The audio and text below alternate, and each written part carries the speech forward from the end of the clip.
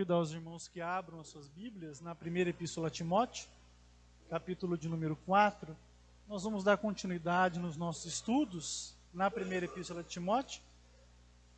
E hoje nós vamos estar meditando dos versos 10 até o verso de número 16 do quarto capítulo da primeira epístola. Um texto bastante interessante que certamente vai trazer ao nosso coração muitas instruções para a glória do nome de Jesus Cristo. 1 Timóteo capítulo 4, do versículo 10 até o versículo de número 16, a Escritura Sagrada diz assim: Ora, é para esse fim que labutamos e nos esforçamos sobremodo, porquanto temos posto a nossa esperança no Deus vivo, Salvador de todos os homens, especialmente dos fiéis. Ordena e ensina essas coisas. Ninguém despreze a tua mocidade. Pelo contrário, torna-te padrão dos fiéis na palavra, no procedimento, no amor, na fé e na pureza.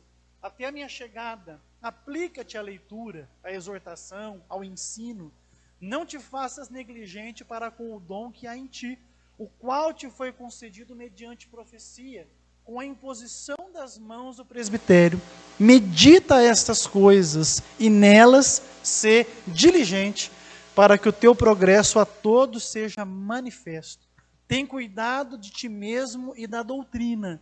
Continua nestes deveres, porque fazendo assim, salvarás tanto a ti mesmo como aos teus ouvintes. Amém, meus irmãos?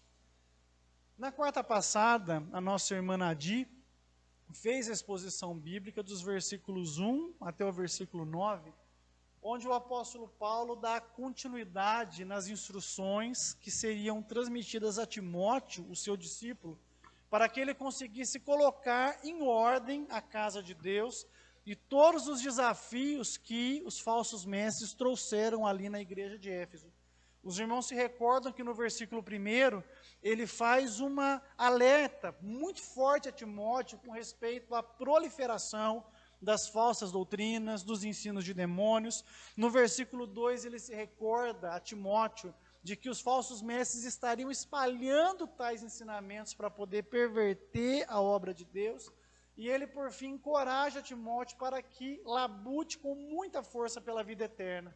No versículo 10, ele vai retomar essa última expressão que ele disse. Os irmãos leem no versículo seguinte: Ora, é para esse fim que nós labutamos e nos esforçamos sobremodo. Meus irmãos, vocês devem ter em mente que quando Timóteo está realizando esse trabalho na igreja de Éfeso, ele ainda é um jovem obreiro. Certamente a idade dele é menor do que 30 anos, o que na cultura que ele estava inserido, que era a cultura grega, ele era considerado como um menino ainda.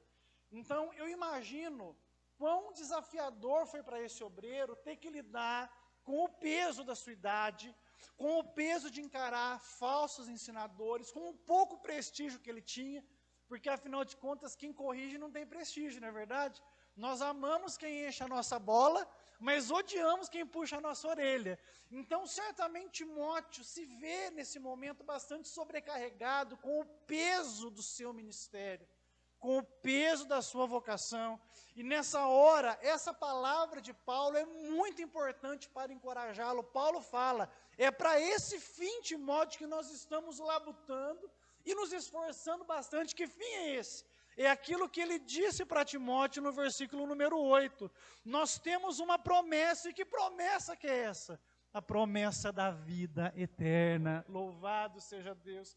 Certamente não havia nada mais precioso para encorajar Timóteo e enchê-lo de santo entusiasmo do que a promessa que nós temos de vida eterna por Cristo Jesus. Meus irmãos, hoje nós vivemos um tempo em que as pessoas se reúnem na igreja e nas igrejas por diversos motivos, não é? Hoje nós temos pessoas que vão na igreja buscar bênçãos, pessoas que vão na igreja para prosperar financeiramente, pessoas que vão na igreja para poder ter as suas consciências pecaminosas aliviadas, porque querem continuar vivendo uma vida recorrente de pecado e querem se justificar dizendo que o evangelho não exige nada delas. Muitas pessoas têm ido às reuniões cristãs para tudo, menos por aquilo que deve mover o coração de todo verdadeiro adorador do Senhor, que é o quê? A promessa que nós temos da vida eterna por nosso Senhor e nosso Salvador Jesus Cristo. Eu quero perguntar para você, o que você veio fazer aqui nessa noite? O que te trouxe para essa casa de oração aqui? Você veio aqui buscar uma bênção, eu não tenho bênção para te dar aqui, não tenho chave de casa para te dar, não tenho nada disso, mas está no nosso meio aquele que é a fonte de todas as bênçãos, o abençoador por excelência, e ele promete vida eterna para todo aquele que se arrepende dos seus pecados e crê em Jesus Cristo. E Paulo fala a Timóteo, é para esse fim que nós estamos labutando. Meus irmãos, quando você coloca na ponta do lápis o preço do evangelho, ele é alto demais. Quantas pessoas trocam Jesus, meus irmãos, por uma porção de dinheiro? Trocam Jesus por prestígio nessa vida. Irmãos, muitas vezes o fardo do discipulado, ele é pesado, o custo dele é muito alto, meus irmãos. É muito alto. Lidar com pessoas, lidar com os desafios das pessoas. Imagina que Timóteo, ele é um moço solteiro, que é o pastor de uma igreja aqui, e ele tem que administrar todas as tensões. Tem falso ensino na igreja, tem mulheres querendo assumir papel de homens, tem pessoas aqui pervertendo a obra de Deus, e na cabeça dele, gente, eu tenho uma vida para viver, eu tenho que casar, eu tenho que ser alguém na vida. Eu imagino que a cabeça de Timóteo está girando aqui desesperadamente, mas há uma lembrança que ele não pode esquecer: o nosso descanso não é nessa vida aqui, nós estamos servindo e honrando a Jesus pela vida futura. Tudo que nós estamos passando aqui é um virar de página, mas a eternidade é grande e maravilhosa, e é para lá que nós estamos olhando. Você vai trocar Jesus por um pouco de dinheiro? Você vai trocar Jesus pelos prazeres momentâneos dessa vida? Você vai dar as costas para quem sangrou na cruz por você? Timóteo, é para esse fim que labutamos e nos esforçamos. Há esforço no Evangelho. Você pode glorificar o nome de Jesus Cristo? Não há mérito, porque o Evangelho é graça, mas há esforço, e um esforço grande. Paulo continua: Timóteo, a gente tem colocado a nossa esperança no Deus vivo. Ele é o Salvador de todos os homens, especialmente dos fiéis. Duas expressões são muito importantes aqui, elas acontecem em conjunto. A primeira, temos posto a nossa esperança no Deus vivo. É importante você refletir por que Paulo insiste na expressão Deus vivo, não é? Porque é um contraste entre os ídolos mortos e o Deus que nós pregamos e servimos, que é um Deus vivo. Nos tempos de Paulo, no mundo bíblico onde essa epístola foi escrita, sacerdotes unidos a falsos deuses, a ídolos, se propunham a fazer sacrifícios horrendos, a gastar suas vidas por aquilo que era uma mentira, uma idolatria, um paganismo falso. Mas Paulo está falando: Timóteo, o nosso Deus é vivo. O nosso Deus, ele é o Deus verdadeiro, louvado seja Deus. Nós não levamos o nosso Deus em procissão, mas ele nos carrega nos braços, com braços de amor, porque ele nos ama. O Deus que nós servimos é um Deus vivo. Então, todo o nosso esforço por essa verdade é válido, porque essa verdade salvou nossa alma da condenação do inferno. E ele diz: esse Deus vivo, ele é salvador de todos os homens, especialmente dos fiéis. Há duas possibilidades, meus irmãos, de nós interpretarmos esse texto. O primeiro deles, meus irmãos, é quando Paulo usa a expressão salvador de todos os homens. Muitas pessoas acreditam que nesse ponto Paulo está se referindo ao cuidado paternal que Deus tem por toda a sua criação. Abra sua Bíblia, por favor, em Salmo 145, e o versículo de número 9. O testemunho que a Escritura dá para nós é que Deus age com bondade com toda a sua criação, não fazendo distinção entre justos e ímpios, entre nenhum aspecto. De uma forma bondosa, pela sua graça comum, Deus demonstra misericórdia por cada ser que ele criou. O Salmo 145, verso 9, nos dá esse testemunho, um testemunho bíblico. Nós chamamos isso de graça comum. Todos os irmãos encontraram?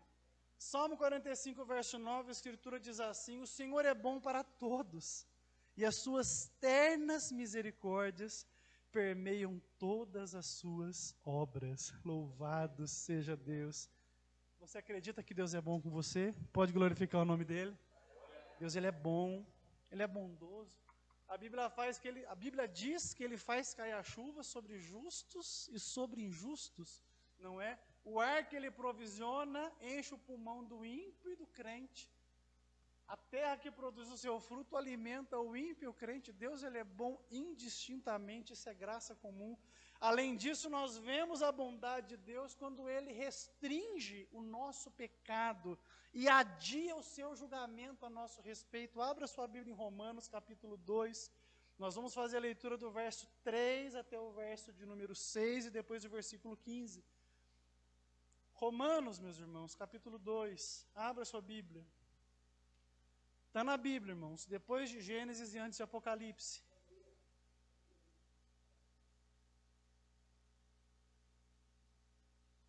Romanos capítulo 2. Todos acharam?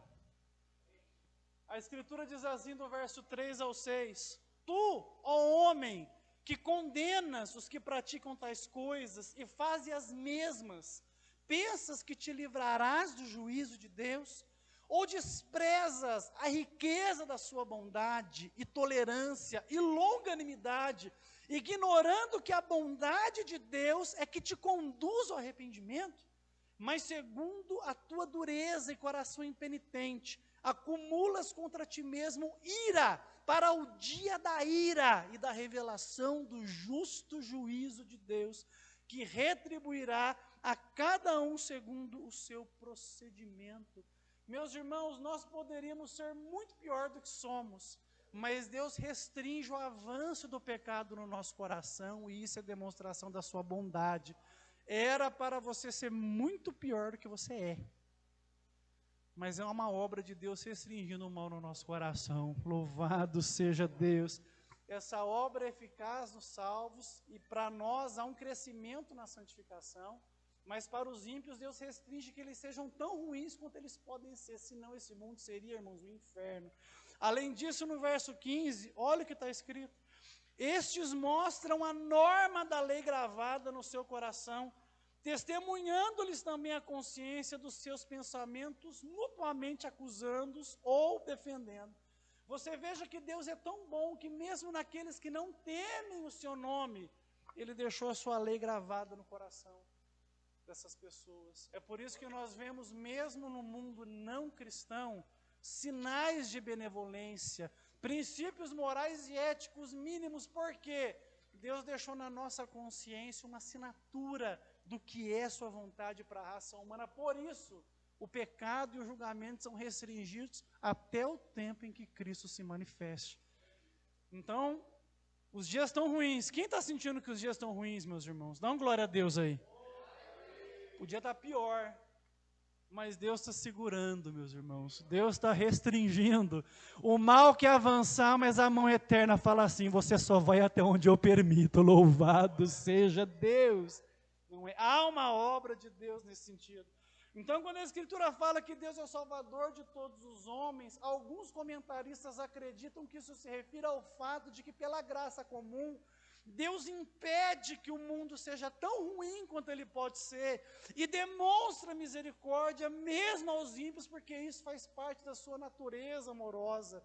E quando a Escritura fala especialmente dos fiéis, esses acreditam que isso aqui se refere à graça salvífica. Para nós que somos salvos, que fomos iluminados pelo Espírito Santo, chamados na graça de Deus, nós passamos a viver agora uma vida de santificação para nos tornarmos conforme a imagem de Cristo. Essa é uma das interpretações possíveis. A outra, tipicamente reformada, aponta que Salvador de todos os homens significa que Deus, por sua graça, pode chamar e salvar pessoas indistintamente do povo que ele pertence, seja judeu, seja gentil. Todos podem ser alcançados pela graça de Deus, e especialmente dos fiéis se refere especificadamente àqueles que foram eleitos por Deus para a salvação. Então Deus pode potencialmente salvar qualquer um, mas essa graça é eficaz naqueles que Ele de antemão escolheu antes da fundação do mundo. Essa, para mim, é a interpretação que faz mais sentido à luz de todo o restante da Escritura, mas fica essa possibilidade de interpretação também. Versículo de número 11. ordena e ensina estas coisas. Ninguém despreze a tua mocidade. Eu vou parar aqui. Irmãos, veja que, como eu falei anteriormente, dá a entender, e vocês vão ver que isso é muito forte no versículo de número 14, que Timóteo estava um pouco amedrontado com o peso do chamado que ele tinha e com a grandiosidade da missão que ele recebeu. Então, Paulo usa dois imperativos aqui fortíssimos. Timóteo, ordena e ensina essas coisas. Irmãos, quando eu vou falar com alguém mais velho que eu, mesmo eu sendo pastor dessa pessoa, eu tremo. Tem hora que eu tenho que chamar a atenção do irmão Edson, e ele é mais velho que eu. Ele tem idade para ser meu pai, quase meu avô. E quando eu tenho que dar uma chamada nele, ele é mais velho e eu tremo. Aí eu vou lá, a não ser o dia que eu estou com a unção de João Batista, eu já chego já com 2 sapatos no peito já. Mas no geral, irmãos, a gente vai com cuidado, a gente chama a reflexão. Por quê? Pelo fato de nós sermos mais novos, a gente guarda um princípio de respeito, não é? Mas aqui Paulo está sendo bem forte com esse moço aqui. Olha, você vai ordenar e você vai ensinar. Timóteo, seja homem. Timóteo, encara a missão que eu te dei. Eu creio que você pode fazer o trabalho que eu confiei para você. Então tenha força, ordene e ensina estas coisas. E aí ele diz o motivo de dar essa instrução para Timóteo. Timóteo, não deixa ninguém desprezar você por você ser jovem. Ninguém despreza a tua mocidade. Às vezes já vi pregação, ninguém despreza a tua mocidade, a pessoa pregando assim, olha irmão, você não pode jogar fora a sua juventude. Não tem nada a ver. Aqui Paulo está falando para Timóteo, Timóteo, você é novo, mas não deixa ninguém te desconsiderar por conta disso. Não é? Você está ocupando o lugar que Deus confiou para você. Timóteo tinha que acreditar aqui nesse ponto, irmãos, que ele havia recebido de Deus dons e talentos suficientes para fazer essa obra, e de Paulo a instrução necessária para agir com maturidade em toda circunstância. Irmãos, maturidade no reino de Deus não depende de idade. Tem adulto que é imaturo, vou usar um português bem coloquial, tem adulto que é moleque, e tem jovem que é maduro na presença de Deus. Como que nós construímos maturidade no reino de Deus? 3 formas, são 3 fontes de maturidade. A primeira, não é a nossa dependência humilde de Jesus Cristo. Você quer ser uma pessoa madura? Seja alguém que vive aos pés de Jesus Cristo. Abaixa a bola um pouco. Desce um pouquinho na presença de Jesus Cristo. Se lembra que você não é nada e Ele é o cabeça. Louvado seja Deus. Ele que manda, Ele que faz, Ele que opera. Quanto mais nós reconhecemos a nossa pequenez, e mais nós reconhecemos a suficiência e majestade dEle, Ele começa a ministrar o nosso coração, Ele coloca o jugo dEle sobre nós e fala, agora eu vou governar o seu coração para fazer a minha vontade. Maturidade se constrói na dependência de Cristo, também se constrói no ensino e no aprendizado sistemático da Escritura Sagrada. Ninguém será maduro no reino de Deus sem Bíblia. Ninguém terá maturidade espiritual sem a Escritura Sagrada. Muitos dos senhores que estão aqui passam perrengues na vida, não resolvem situações simples da vida, não encaram com entusiasmo os problemas que vocês passam, porque vocês não amam sinceramente a Escritura Sagrada. A Bíblia fica aberta no Salmo 91 pegando pó, mas Deus quer que você pegue essa Bíblia e leia, e aprenda, e estude. É inadmissível a um cristão que diz ser protestante, que ama a palavra de Deus, não lê-la, não amá-la, não conhecê-la. Todos os tesouros desse mundo são lixo comparado com a revelação da Escritura Sagrada. Ela é o tesouro da igreja. Se você não ama a Bíblia, você não pode afirmar que ama o Deus que a revelou. Porque Deus se faz conhecido pela Escritura. Quando foi a última vez que você leu sua Bíblia? Quando foi a última vez que você sentou na sua mesa ali e orou, Deus, eu vou ler o livro, fala o meu coração. Aleluia. Quando foi a última vez que você falou, Deus, eu preciso aprender mais do Senhor, eu estou com sede da Tua presença. Nós queremos o avivamento, Queremos o despertamento espiritual, mas infelizmente nós somos regidos pelas novelas da Record, pelo Netflix, pelo nosso videogame, pelos nossos prazeres, e deixamos a Bíblia Sagrada de lado. Nenhum homem será grande diante de Deus sem Escritura Sagrada. O tamanho do seu ministério é proporcional ao valor que você dá para a Bíblia na sua vida. Você quer ser grande no reino? Come o rolo. Faça como Jeremias, quando o rolo desceu, ele comeu. Ele não pegou, ele comeu. E ele fala, olha, nos meus lábios foi doce, mas quando caiu no meu estômago amargou. Porque a palavra é assim, ela adoça as nossas convicções, nos lembrando que nós fomos salvos pela graça de Deus. Mas ela é amarga porque o discipulado custa a nossa vida toda. Não é simples ser cristão. Se o cristianismo não está custando nada para você, verifique se você está de fato sendo um cristão. Ou se você está servindo a um Deus que é conforme a sua imagem, conforme a sua semelhança. Para servir a Deus tem preço. Você pode glorificar o nome de Jesus Cristo por isso? Então, Timóteo, não despreza a tua mocidade. Eu afirmei 3 coisas, né? Não concluí a última, né? Então nós ficamos maduros, não é? Pela nossa dependência de Cristo, pela leitura bíblica e o terceiro aspecto, pela comunhão com os irmãos. A Bíblia fala que na multidão de conselhos sem sabedoria. Eu preciso conviver com você para aprender a ser sábio na presença de Deus e ser maduro. Por quê? Porque eu posso aprender com seus erros. E isso é sabedoria. Como é bom aprender com os erros dos outros, Priscila? Não é? Agora é ruim quando a gente tem que aprender com os próprios erros. Aí é triste demais, Daniel. Ter que dar cabeçada para aprender, é melhor ver as tropeças que você dá e falar, não vou fazer que nem o magrelo, não, de jeito nenhum, né? Não vou fazer que nem, aprendi, observei. Então, na comunhão uns com os outros, a sabedoria partilhada, os testemunhos dados, os encorajamentos recebidos, vão formando a nossa sabedoria espiritual, e isso nos torna capacitados para toda boa obra no reino de Deus. Quantos querem crescer em maturidade aqui? Não é? Você falou que quer, mas você está disposto a pagar o preço? Então pega essa Bíblia em nome de Jesus e leia. Em nome de Jesus Cristo. Timóteo, ninguém despreza a tua mão. Deixa intimidar pelo fato de você ser novo. Deus te deu dons espirituais para você. Deus te deu os recursos para cumprir o trabalho que eu confiei para você, e certamente através de mim Deus confiou para você. Mas tem uma coisa, Timóteo, para ser capaz de calar a sua. O fato de você ser novo é um ponto fraco seu. Então, cale a sua oposição. Como? Ele diz aqui, torna-te padrão dos fiéis. Seja um modelo para os outros cristãos.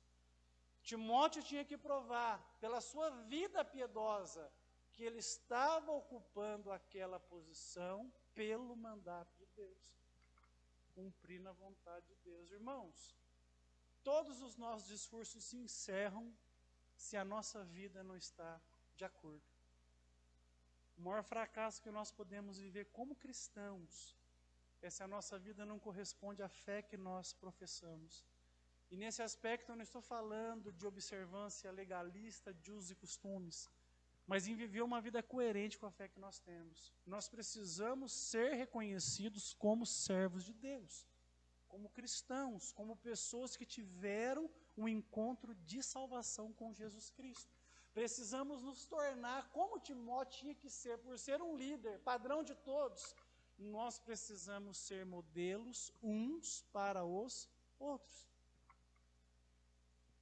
A sua vida tem que resplandecer o Evangelho de Cristo. Você não pode envergonhar o Evangelho. E isso não é um ódio à perfeição, porque nós envergonhamos o Evangelho em algum aspecto da nossa vida. Nenhum de nós é perfeito, nenhum de nós está pronto.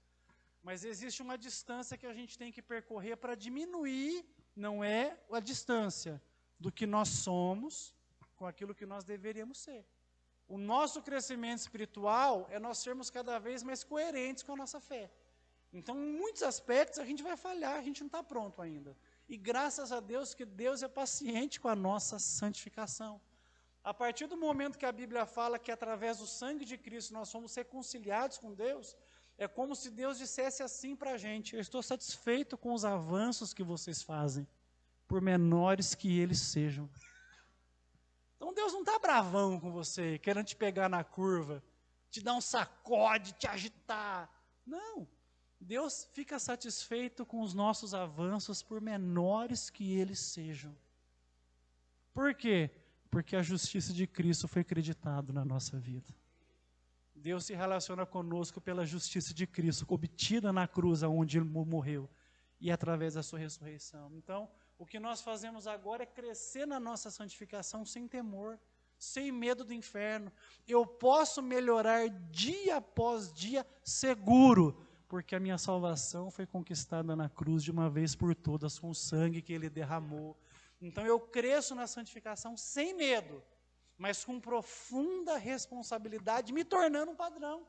Em que?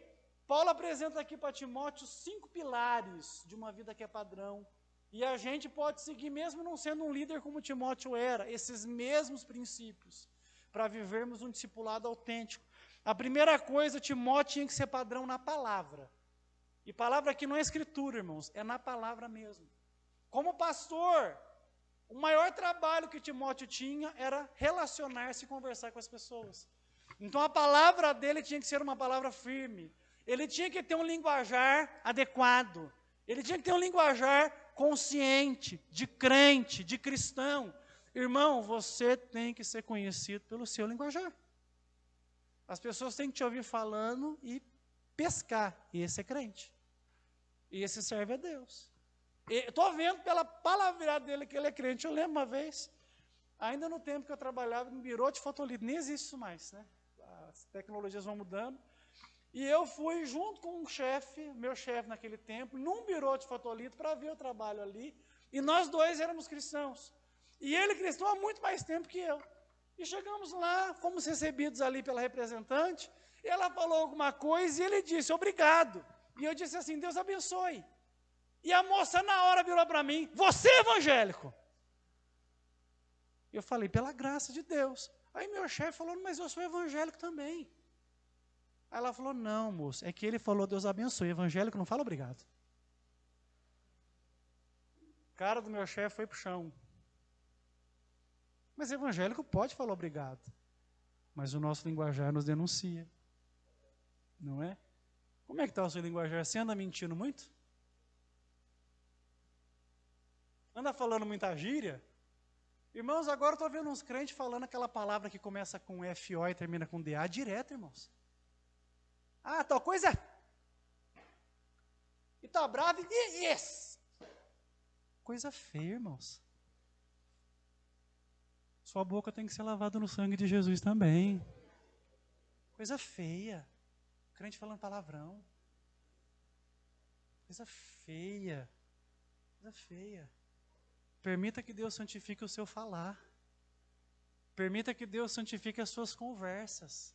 Não é? Cuidado com as gírias. Né? Crente usando gíria, irmãos. Coisa feia. Perdão, irmãos, se eu falar te ofender, mas eu estou pregando a palavra, né? Tem crente que está falando pior que malaco. Coisa feia, irmãos. Isso não é adequado, meus amados irmãos. A nossa santidade aparece nas mínimas coisas. A boca fala que o coração está cheio. Se a sua boca está cheia de gíria, de palavrão, de palavras ofensivas, Jesus não está morando no teu coração. Cuidado. O teu falar te denuncia. O teu falar mostra a qualidade da tua fé. É claro que de vez em quando a gente se excede. Como eu disse, eu não estou anunciando um ódio à perfeição aqui. Nem tenho essa pretensão. Mas eu estou falando que existem cuidados mínimos que nós temos que ter que vão mostrar o tipo de cristianismo que a gente está vivendo. Tem que ter cuidado, irmãos. O nosso palavreado tem que ser firme. Falou que vai fazer, faça. Se comprometeu, deu sua palavra, cumpra ela em nome de Jesus. Seja verdadeiro no falar, elogie as pessoas, seja carinhoso no trato. A forma como nós falamos levanta pessoas e abate pessoas. Então, o Espírito Santo quer santificar o nosso falar aqui nessa noite. Comece a pensar no que você está falando. Louvado seja o nome do Senhor Jesus. Ah, mas o meu falar não é importante. É tão importante que no Pentecoste o que desceu sobre eles foram línguas como que de fogo. Deus quer colocar fogo na nossa língua em nome de Jesus, para as nossas palavras serem inflamadas pelo Evangelho da graça de Deus. O seu falar te denuncia. Torna-te padrão na palavra. Amém? Na palavra. Torna-te padrão também no procedimento. Procedimento aqui é trato. Trato com o próximo. Como que é o seu procedimento com os irmãos? É respeitoso? Você trata as pessoas com respeito? Ou você trata de uma forma ofensiva, mal criada, mal educada? Você é carinhoso no trato? Você procura ser respeitoso? Você procura controlar os seus instintos primários? Ou você é uma pessoa agressiva, respondona, malcriada? Ou você é alguém que não sabe falar num tom de voz adequado? Temos que ser padrão no procedimento, no modo como interagimos com as pessoas. Não é? Amém, irmão? Lá no trabalho você é o camarada que chega no horário? Ou você é o camarada que chega atrasado e fala para o chefe que o ônibus atrasou? Não é? Como que é o seu procedimento no trabalho? Você é o camarada que trabalha ou que enrola? Como que é o seu procedimento lá? Como que é o seu procedimento na vizinhança?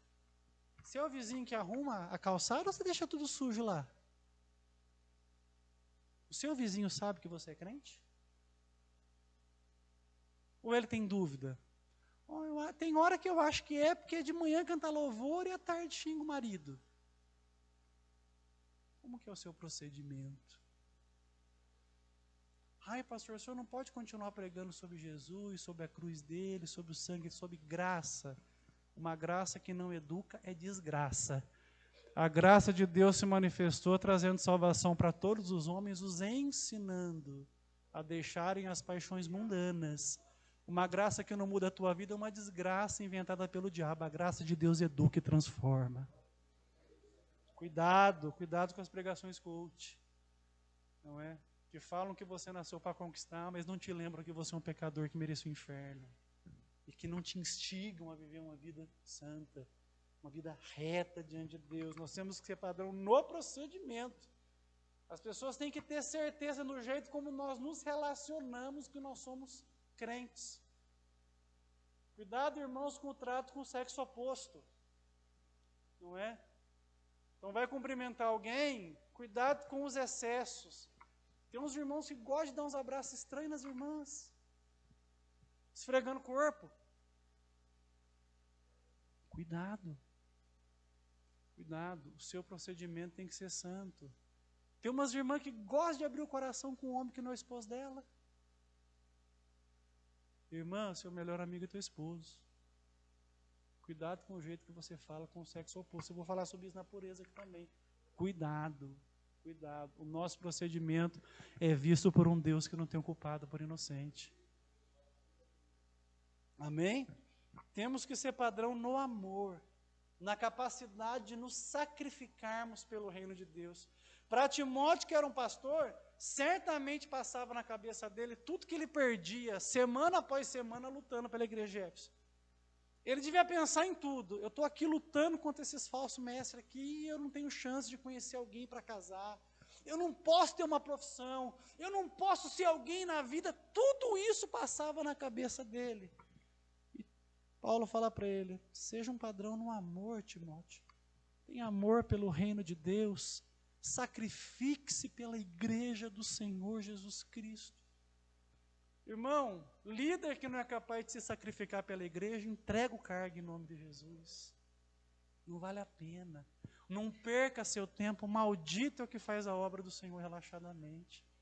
Nós temos que ser padrão no amor. Deve existir em nós um sentimento sacrificial pela obra de Deus. Nós vivemos na geração millennial, que é a geração da qualidade de vida, do bem-estar. Então, quando a gente fala de sacrificar-se por alguma coisa que se refira à religião, eles fecham o coração. Nada disso. Deus quer obediência e não quer sacrifício. Conta isso para Jesus, que subiu numa cruz e sangrou por você, para que você fosse liberto da condenação. Explique esse falso conceito seu com as palavras de Jesus. Aquele que quiser vir após mim, negue-se a si mesmo, tome a sua cruz de cada dia e me siga. Encaixa esse conceito de não sacrifício no custo do discipulado. Mestre, posso seguir você? Olha, as raposas têm ninho, covil, mas o filho do homem não tem onde reclinar a cabeça. Irmãos, o cristianismo tem preço. Custa tudo da gente, irmãos. Custa tudo da gente. Tudo. Tem dia que a gente vem para cá arrastado, porque o peso do chamado pesa nos ombros, mas a gente vem, porque a gente tem que demonstrar amor pela igreja, porque ele demonstrou amor por nós sangrando na cruz do Calvário. E veja a vida maravilhosa que Deus te deu. Pensa nisso um pouquinho. Deus é bom com você. Quantas pessoas estão chorando hoje para ter emprego que você tem, e você foi mantido no seu trabalho, por quê? Porque Deus é bondoso com você. Quantas famílias estão chorando por entes queridos que se foram na pandemia, mas você olha dentro da sua casa, está todo mundo lá, Deus guardou você ali, seja agradecido. Sofra pela igreja. Você não percebe que Deus tem feito muitas coisas generosas com você, porque Ele tem observado que você não mede esforços para cuidar das coisas dEle? Eu me recordo no começo da minha fé, ainda nas Assembleias de Deus, que eu ouvi de um pastor, nunca me esquecer: Sérgio, cuida das coisas de Deus, e Deus vai cuidar das suas coisas. Eu vi isso na minha vida, meus irmãos. Essa semana eu estava em oração e me lembrando. Eu me recordo que quando eu estava namorando a Hélida ainda, Deus falou comigo na rua, uma palavra veio ao meu coração. E eu ansioso para casar, irmã Neiva querendo que eu esperasse 7 anos para casar com a Hélida, e eu sabendo que eu tinha disciplina espiritual para aguentar no máximo 3. E aí, preocupado, e aquela voz falou assim comigo: meu servo, você vai casar no ano de 2008 e não vai faltar nada para você. Aquela palavra veio com uma flecha. Eu guardei no meu coração. 3 meses depois, contei para ele dessa palavra. Olha, Deus me falou isso. Ela falou: jamais isso vai acontecer. A minha mãe não vai deixar nunca a gente casar em tão pouco tempo. Eu falei: sua mãe não é Deus. Deus falou e vai acontecer. Vamos esperar, segredo. Ficamos quietos. E aí, irmão, tocando a vida com aquela certeza. Sabíamos o ano, sabíamos a providência de Deus. E aí, num dado momento, a irmã Neiva na mesa, lá no Itaiú ainda, falou: daqui a um tempo vocês vão casar, né? Eu falei: pois é, irmã Neiva, pois é, né? Que bom que a senhora tocou no assunto. Está na hora de marcar, né? Marcar o noivado, né? Mas vocês querem noivar quando? Falei: eu acho que novembro de 2007 é um bom momento para noivar, né? Ela coçou a cabeça, irmãos. Quando ela está meio aperreada, ela coça a cabeça, presta atenção. Ela coçou a cabeça, girou o cachinho que não existe assim, né? Ela falou: mas você vai noivar em 2007, vai casar quando? Eu falei: eu acho que 2008, né? Um bom momento para casar. Mas quando? Eu falei: final do ano, né? Não, deixa para casar em janeiro, né? De 2009. Eu falei: não, Deus, uma revelação foi 2008. Não, né? Eu falei: não, irmã, vamos casar no final do ano. Não, mas final do ano, dezembro, o Edson tem muito trabalho no estacionamento. Dezembro não dá. Eu falei: não tem que ser dezembro, pode ser novembro. Último sábado de novembro. Ela olhou para um lado, olhou para o outro, não sei o que passou na cabeça dela naquela hora. E ela falou assim: pode ser. Pode marcar para novembro de 2008. Irmãos, e Deus falou que não ia faltar nada. Mas não quer dizer que eu tive tudo do bom e do melhor. A minha esposa lembra. De fato, a gente casou com a casa pronta, para a glória de Deus. Mas a gente teve que escolher, por exemplo, entre a TV e a geladeira. Lembra disso? Então, o que tinha dinheiro, ou comprava TV, ou comprava geladeira. É claro, irmão, se eu comprei a geladeira, né? Ficar sem tomar coquinha não dá, não tem jeito. Não é? E aí, bem, vamos começar o casamento sem TV, mas a gente era assembleano, não ligava muito para essas coisas. Né? Hoje a gente gosta um pouco mais, mas naquele tempo, a TV não faz falta, irmão. A gente vai ter tanta tarefa depois do casamento que a última coisa que a gente vai querer vai ser televisão. E aí a minha mãe emprestou o televisor dela para a gente. E o começo do casamento, irmão, difícil, restrito. Quando terminou de pagar a geladeira, e agora o que vai comprar? Não é? E vamos escolher, e vamos fazer o guarda-roupa. E assim foi aquele começo difícil. Mas sempre com cuidado de Deus e sempre fazendo a obra de Deus, sem arredar o pé.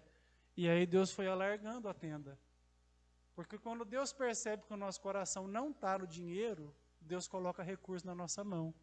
Sabe por que às vezes você não tem recursos na vida? Porque Deus sabe que o dinheiro vai ser um Deus para você. Então Deus te deixa sem ele para você ficar humilde na presença dele. Agora, quando a gente se desprende dessas coisas, e Deus sabe que Ele é o Senhor do nosso coração e não o dinheiro, Ele provisiona recursos para a gente. Não para a gente esbanjar, mas para a gente partilhar e repartir, porque o reino do Deus funciona assim. A teologia da prosperidade te ensinou que você só é abençoado quando você tem dinheiro e esbanja. Mas o Evangelho fala que Deus dá recursos para a gente repartir e diminuir o sofrimento das pessoas. E eu fui vendo, irmãos, nesses quase 14 anos de casado, esse cuidado de Deus, nos mínimos detalhes. Isso não está no sermão aqui, mas eu quero falar ao seu coração que a forma como você se dispõe para Deus determina muitas coisas na sua vida. Muitas portas se fecham porque Deus vê que para você Ele não é uma prioridade. Trate Deus como segundo e Deus vai te tratar dessa forma também. Agora, faça uma aliança com Deus. Deus, eu fui lavado no teu sangue. O Senhor me salvou, o Senhor firmou um pacto gracioso comigo, e eu vou fazer a tua vontade, custe o que custar. E prepare o seu coração para viver o que você nunca imaginou viver. Porque o Evangelho de Cristo é uma grande aventura para quem se lança nele. Você passa a viver coisas que outras pessoas não vivem. Tanto bênçãos como lutas. Mas desse modo Deus vai se revelando a você. Deus vai descortinando a você a vontade dele e você cresce. Quem tem ouvidos ouça o que o Espírito diz à igreja. Então, se lance no reino de Deus, espere coisas grandiosas do Deus do reino, tenha certeza disso. Torna-te padrão também, Timóteo, na fé. A fé aqui é constância, é insistência. Não é a fé simples em Jesus, mas é aquela fé perseverante que não vê a dificuldade. É a fé que acredita, que continua lutando. Irmãos, para um líder, a constância é um fator decisivo para o seu sucesso ministerial. Um líder que não é constante não atrai liderado algum. Não tem respeito dos liderados, não inspira, não promove mudanças no coração de ninguém. Agora, quando um líder está cheio do Espírito Santo e ele tem essa fé de constância, as coisas estão ruins, mas ele está lá.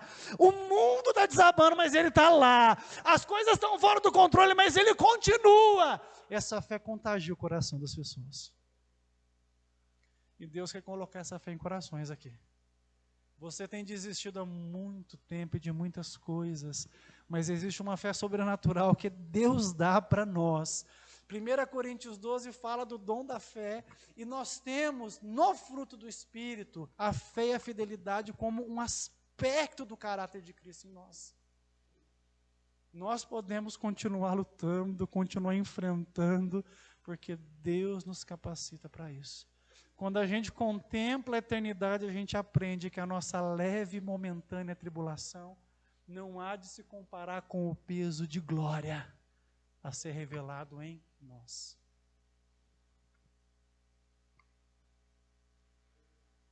Pastor, eu estou pensando em desistir porque está muito difícil. No mundo tereis aflições, mas tende bom ânimo, eu venci o mundo. Pastor, eu estou pensando em jogar tudo para o alto porque está tudo muito difícil.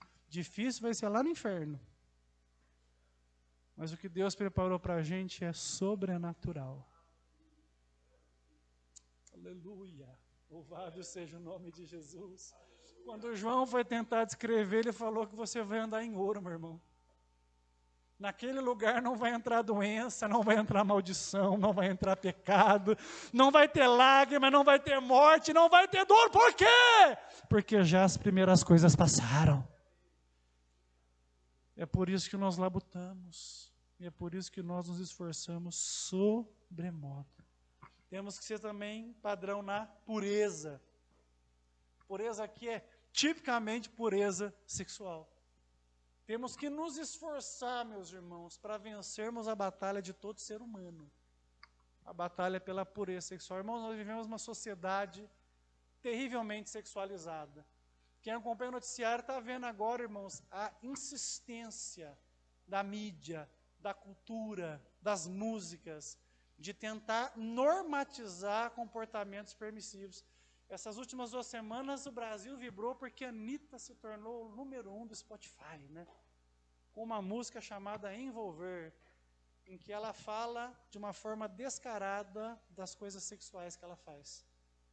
Com detalhes, irmãos, que deixariam a gente de cabelo em pé 40 anos atrás. Em primeiro lugar, né, o brasileiro, olha, nunca um brasileiro chegou tão longe. Para chegar a fazer uma caca dessa, era melhor não ter nem subido. Querem normatizar a imoralidade. E às vezes o cristão acha, não, mas o mundo mudou. Não, agora tudo pode. Não, é a graça. É a graça. 1 Tessalonicenses 4:3 é graça também. Essa é a vontade de Deus para convosco, a vossa santificação, que vos abstenhais da prostituição. Nós precisamos lutar com todas as nossas forças pela nossa pureza sexual. E isso envolve renunciar a algumas coisas. Então você está vendo lá a sua série no Netflix, de repente você percebeu que a cena é forte, irmão. Deus deu o controle remoto para salvar a vida dos crentes. Passa para frente. Não, pastor, eu vou ver porque eu sou forte. Água mole em pedra dura, tanto bate até que fura. Tu não é forte, não. Sansão era o mais forte, caiu. Salomão era o mais forte, caiu. Salomão era o mais inteligente, caiu. Davi era segundo coração de Deus, caiu. E tu acha que é o alecrim dourado que nasceu no campo sem ser semeado. Não vai acontecer nada comigo. E aí você vai de fracasso em fracasso, deixando a vida te levar. Mas Deus tem santidade para o teu coração. Torna-te padrão na pureza. Faça uma aliança com seus olhos. Cumpra o que está escrito nos Salmos. Eu não vou colocar coisa má diante dos meus olhos. Se esforce para superar essas tendências mundanas que tentam relativizar o que Deus considera santo e sagrado. Ele continua, verso 13, até a minha chegada, aplica-te à leitura, à exortação e ao ensino. Esse versículo aqui é interessante. Essas 3 tarefas aqui eram destinadas àqueles que presidiam o culto. O que Paulo está falando para Timóteo claramente, é você que vai dirigir os cultos da igreja. Você não vai passar isso para a mão de ninguém. Você lembra que alguns versículos atrás ele já falou, olha, mulher não pode presidir a igreja. Então é você, Timóteo, que vai fazer isso. Aplicar-se à leitura. No culto cristão primitivo, a escritura era lida, grandes porções. A exortação, é você que vai pregar, Timóteo. Tira o microfone do falso mestre e prega o evangelho para a glória de Deus. E é você que vai ensinar. Ensine a fé para as pessoas. Paulo estava falando, protagoniza, Timóteo. Assume a responsabilidade. Essa é a palavra para alguns irmãos aqui, que estão amedrontados com o chamado que receberam. E Deus está falando com você, assuma a responsabilidade, meu irmão. Aleluia. Faça o que está escrito aqui no verso 14. Não te faça negligente para com o dom que há em ti, o qual te foi concedido mediante a profecia, com a imposição das mãos do presbitério. Mas, pastor, eu não tenho nenhum dom. Quem foi que te disse essa mentira? Todo cristão, quando foi salvo, unido a Cristo no corpo místico dele, 1 Coríntios 12, recebeu algum dom espiritual. Todos nós temos. Talvez você não seja do raprapra, mas você tem dons espirituais aí. você vai identificá-los no exercício da sua vida cristã. Você é um camarada com o coração aberto para socorrer, para ajudar, Deus te deu o dom de socorro. Você é um excelente líder, você preside com facilidade, Deus pode ter te dado o dom de liderança. Você palpa toda a obra, não pode ver um trabalho por fazer que você vai lá e faz, você pode ter o dom de serviço. Romanos 12, os principais dons da igreja. O problema é que os pentecostais só veem dons em 1 Coríntios 12. Esses são pontuais, os menos importantes. Os dons principais são os de Romanos 12, os dons da vida comunitária da igreja. Exercer misericórdia, presidir, servir, não é? Contribuir. Você tem dons aí. Deus não deixou ninguém sem dons, até ímpio recebeu de Deus talentos e capacidades espirituais. Você vai aprender isso no próximo dia 17, na mensagem que eu vou pregar. Então você tem dons. Você talvez não tenha discernimento deles porque não lê a Bíblia, mas você tem. Então Deus já te deu capacidade para você fazer a obra dele. Você só tem que colocar isso em prática. Não se fazer negligente. No caso de Timóteo ainda foi uma situação sobrenatural. Quando ele foi separado para o trabalho, a Bíblia fala que o presbitério da igreja impôs as mãos sobre eles. Isso aqui é um sinal de consagração, de separação. Eu não sei que ofício que deram para Timóteo, se foi para ele ser um presbítero, se foi para ele ser um pastor. A Bíblia não fala, mas o presbitério impôs as mãos sobre ele e deu a ele um ofício, uma função. E nessa hora, aconteceu naquela imposição uma profecia. Aqui é profecia mesmo, é pregação. Aqui é um dom sobrenatural mesmo, como está escrito em 1 Timóteo 1,18. E nesse dom foi descortinado para Timóteo que ele tinha um chamado de Deus. Timóteo, você lembra que Deus falou com você? Aleluia, louvado seja Deus. Seja negligente não, Timóteo, mergulha. Não seja negligente não, Timóteo, faz o que Deus confiou para você. Você tem um chamado, cara. Irmão, você tem chamado, irmão, você está enterrando o que Deus deu para você.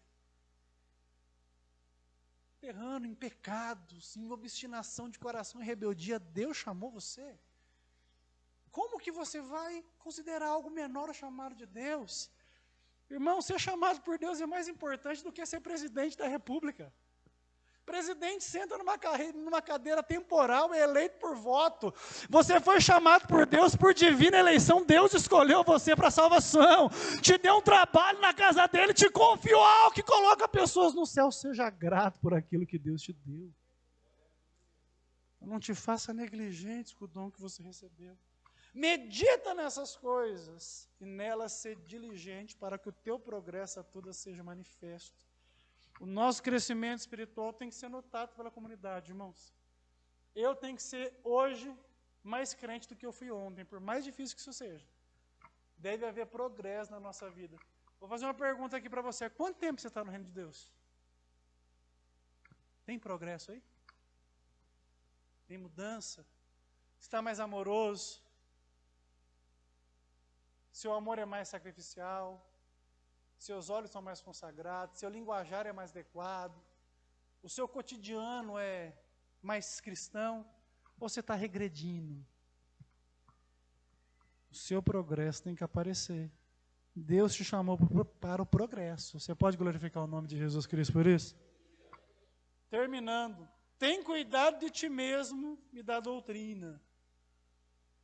Para Timóteo, essas palavras eram encorajadoras. Timóteo, preserve essas duas coisas no seu ministério e você vai ter sucesso. O primeiro, cuida de você mesmo. Seja o padrão que eu pedi que você seja. Esforça-te a viver acima da mediocridade. A ser um cristão que realmente está vivendo o cristianismo. E cuida também da doutrina. Não perca o evangelho dos seus lábios. Sabe por que hoje, irmãos, tem tão pouca conversão na igreja? Conversão de verdade. As pessoas entram na igreja pelos motivos errados. Né? Esses dias eu vi uma pessoa que celebraram a conversão dela. Né? Muito. Um camarada grande na internet, um influencer grande. E eu fui ver o cara contando o testemunho da conversão dele. Né? Fui ver. No testemunho da conversão, tudo que ele foi capaz de dizer é que antes a vida dele era ganhar dinheiro e agora a vida dele era ajudar pessoas. Em momento algum ele falou de pecado. Em momento algum ele falou que Jesus morreu na cruz por ele. Em nenhum momento ele falou que ele ia para o inferno, agora ele vai para o céu. Em nenhum momento ele falou da verdade que é o cristianismo. Em nenhum momento ele chamou Jesus de Senhor e de Salvador. Mas ele disse, agora o cara, né, porque ele não chama de Deus ainda, o cara agora ressignificou minha vida. Antes eu pensava que a vida era ganhar dinheiro, agora eu quero ajudar as pessoas. Em outras palavras, eu já não consigo vender curso mais para quem é do mundo, vou vender para a igreja agora e vou enganar uma pancada de gente que pensa que eu de fato me converti.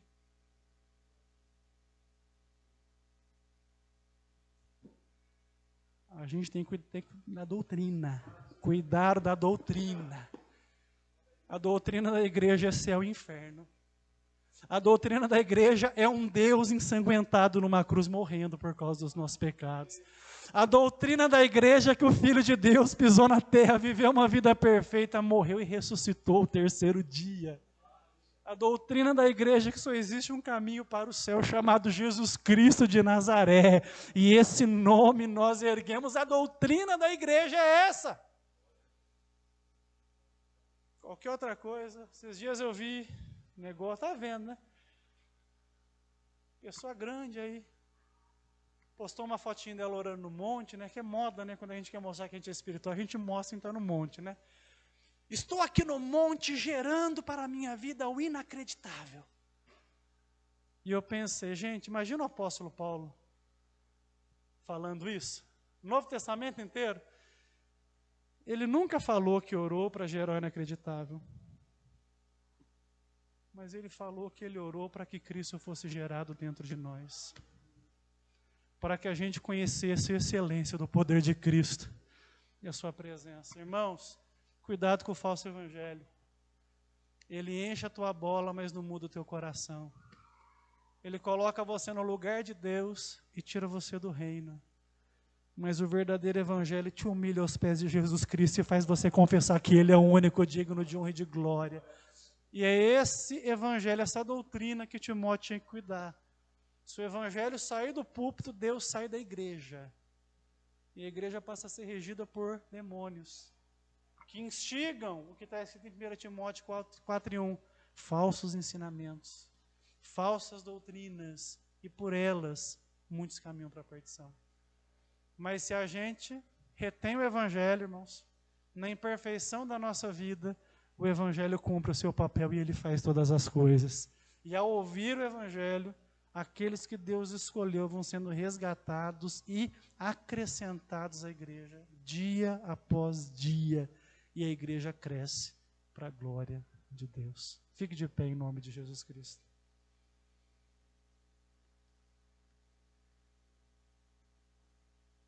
Pegou a sua parte, irmão? Amém? Pastor, você está meio bravo? Estou não, irmão, estou só pregando. Você está meio nervoso, pastor? Estou não. Nervoso está a Bel, com a correria que está a vida dela. Né? Nervoso está o Daniel, correria que está a vida, corre para cá, corre para lá. Estou nervoso não, irmão, mas aqui a palavra é a palavra. E a gente está preparando vocês para vocês se apresentarem como uma virgem sem ruga nem mácula. Né? Para passar tempo a gente fica em casa vendo Netflix. Mas já que a gente decidiu ser igreja, vamos ser igreja direito para a glória do nome de Jesus Cristo. Não é? Na fraqueza da nossa carne, na pequenez da nossa alma, vamos fazer direito para a glória de Deus.